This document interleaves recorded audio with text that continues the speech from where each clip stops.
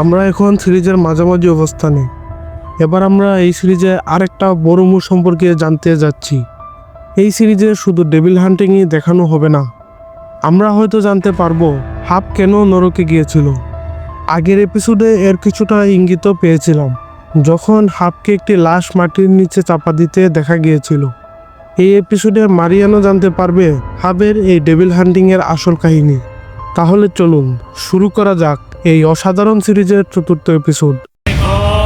এপিসোডের শুরুতে দেখা যায় একজন ডেপুটি অফিসারকে, যার নাম ছিল ব্রিক্স, যে কিনা একটা ফুডকার্ট থেকে চাঁদা তুলছিল।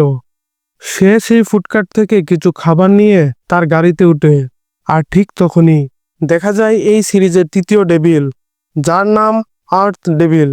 সেই ডেভিলটি মাটি ব্যবহার করে ব্রিক্সকে সেখানেই মেরে ফেলে। অর্থাৎ এই ডেভিলও একটা শরীর পেয়ে গিয়েছে। অন্যদিকে হাবকে দেখা যায়, যে কিনা ঘুম থেকে উঠে তার পুরনো একটি ক্যাসেট টিভিতে চালায়।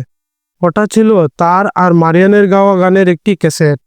সে গান শুনতে শুনতে জানালার পাশে দাঁড়িয়ে জঙ্গলের দিকে তাকায় এবং হঠাৎ একটি লাশকে সেখানে দাঁড়িয়ে থাকতে দেখে, কিন্তু সে কোনো প্রতিক্রিয়া দেখায় না।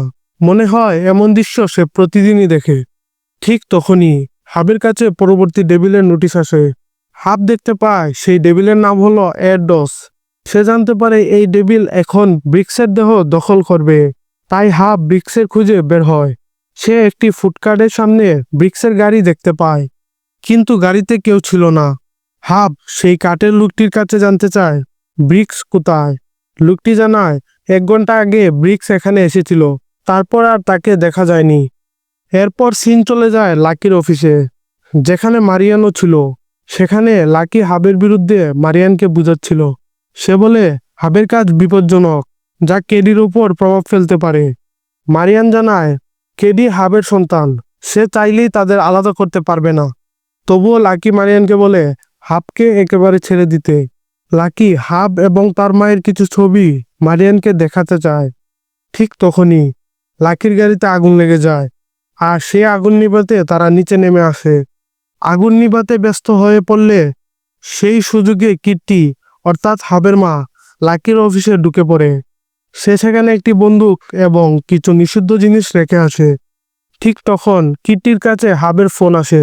হাব জানতে চায় সে এখন কোথায় আছে। কিট্টি জানায় সে একটি দরকারি কাজ করতে এসেছে। হাব জানায় নতুন ডেভিল এডস ব্রিক্সকে মেরে তার দেহ দখল করে ফেলেছে। কথা বলতে বলতে কিট্টি নিচে নেমে আসে এবং মারিয়ানের কাছে ধরা পড়ে যায়। মারিয়ান কিট্টিকে দেখে রেগে যায়। সে বলে হাব কি আপনাকে এখানে পাঠিয়েছে লাকির গাড়ি পুরানোর জন্য? কিট্টি জানায় না, হাব পাঠায়নি, সে নিজেই এসেছে। কিন্তু মারিয়ান বিশ্বাস করে না। সে কিট্টিকে বলে আপনি পেছনের দরজা দিয়ে চলে যান, আমি লাকিকে কিছু বলবো না। এরপর মারিয়ান হাবের লোকেশন বের করে, কারণ হাব এখনো মারিয়ানের নেটওয়ার্ক ব্যবহার করে। তাই সে সহজেই জানতে পারে হাব এখন একটি হার্ডওয়্যার স্টোরে আছে। মারিয়ানও সেখানে আসে। স্টোরের ভেতরে ঢুকলে মারিয়ান হাবকে খুঁজে পায়। মারিয়ান রাগ করে বলে হাব তুমি কি চাও? তুমি কেন তোমার মাকে পাঠিয়েছ লাকির গাড়িতে আগুন লাগাতে? হাব বলে আমি এসব কি বলছো? আমি তো এসবের কিছুই জানি না। আচ্ছা যাই হয়েছে পরে কথা বলবো, এখন এখান থেকে চলে যাও, এ জায়গা তোমার জন্য নিরাপদ নয়। মারিয়ান সেখান থেকে যেতে গেলে সে একটি লাশ দেখে এবং প্রচণ্ড ভয় পেয়ে যায়। হাব তাকে শান্ত করে এবং বাইরে নিয়ে যেতে চায়। তখন মারিয়ান সামনে একটি পুলিশ অফিসারকে দেখতে পায়। মারিয়ান সেই পুলিশের দিকে সাহায্য চাইতে এগিয়ে যায়, কিন্তু সে তো জানতো না ব্রিক্স এখন ডেভিলের দখলে। ব্রিক্স তাদের দেখে আক্রমণ করে। হাব তাকে গুলি করলেও তার কিছু হয় না। সেই ডেভিলটি হাবের দিকে তেড়ে আসে। তখনই মারিয়ান তাকে পিছন থেকে আঘাত করে। মারিয়ান আঘাত করলে সেই ডেভিলটি মারিয়ানের দিকে তেড়ে আসে, আর তখনই হাব পিছন থেকে তার মাথায় গুলি করে। আগের ডেভিলদের মতোই মাথায় গুলি খাওয়ার পর এই ডেভিলও মরে যায় এবং হাব আর মারিয়ান সেখান থেকে বেরিয়ে আসে। মারিয়ান হাবের সাথে তার বাসায় যায়। সেখানে সে জানতে চায় এসব কি চলছে। হাব তখন তাকে পুরো সত্যি কথা বলতে থাকে। সে বলে লাকি তাকে একটি হোটেলে নিয়ে যায়। সেখানে তার লোক টকার হাবের গলা কেটে তাকে সেখানেই মেরে ফেলে। হাব মরে গিয়ে নরকে যায়। সেখানে তাকে আরেকটা সুযোগ দেওয়া হয় নরকের বসের হয়ে কাজ করতে। নরক থেকে যতগুলো ডেভিল পালিয়েছে তাদের ধরে আবার নরকে ফেরত আনতে হবে। এতে সে আবার পৃথিবীতে থাকতে পারবে, কিন্তু ব্যর্থ হলে আবার নরকে ফিরিয়ে নেওয়া হবে তাকে। মারিয়ান হাবের কথা পুরো বিশ্বাস করতে পারে না, তবে সে তো নিজেও ডেভিল দেখেছে, তাই সে কথাগুলো পুরোপুরি অবিশ্বাসও করতে পারে না। হাব তখন তাকে বলে, কেডিকে নিয়ে আরেকটি শহরে চলে যাও, লাকি থেকে দূরে থাকো। পরিস্থিতি এখন তোমার আর কেডির জন্য নিরাপদ না। সব ঠিক হলে আবার ফিরে আসবে। এদিকে কিট্টি মারিয়ানকে ফোন করে লাকির অফিসে আসতে বলে। হাব এবং মারিয়ান লাকির অফিসে গেলে তারা দেখতে পায় পুলিশ লাকিকে গ্রেফতার করেছে, কারণ তার অফিসে বন্দুক ও নিষিদ্ধ জিনিসপত্র পাওয়া গেছে, যা কিট্টি আগেই রেখে এসেছিল। মারিয়ান লাকির কাছে যায়।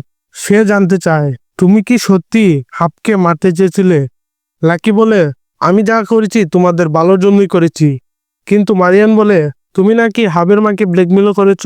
লাকি তখন আর কিছু বলতে পারে না। মারিয়ানও তাকে পুলিশের গাড়িতে রেখে চলে আসে। মারিয়ান তার আর কেডি জিনিস গুছাতে শুরু করে।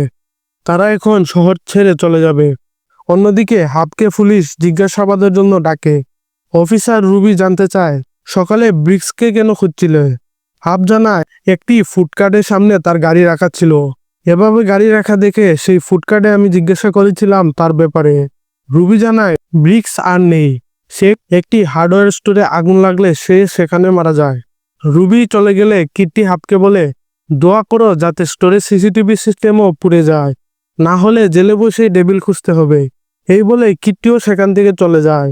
আর এখানেই শেষ হয় এই এপিসোড। সিরিজটি যতই এগুচ্ছে ততই আকর্ষণীয় হয়ে উঠছে। তাই এরকম আরও এপিসোড পেতে চ্যানেলটি সাবস্ক্রাইব করুন। দেখা হচ্ছে শীঘ্রই।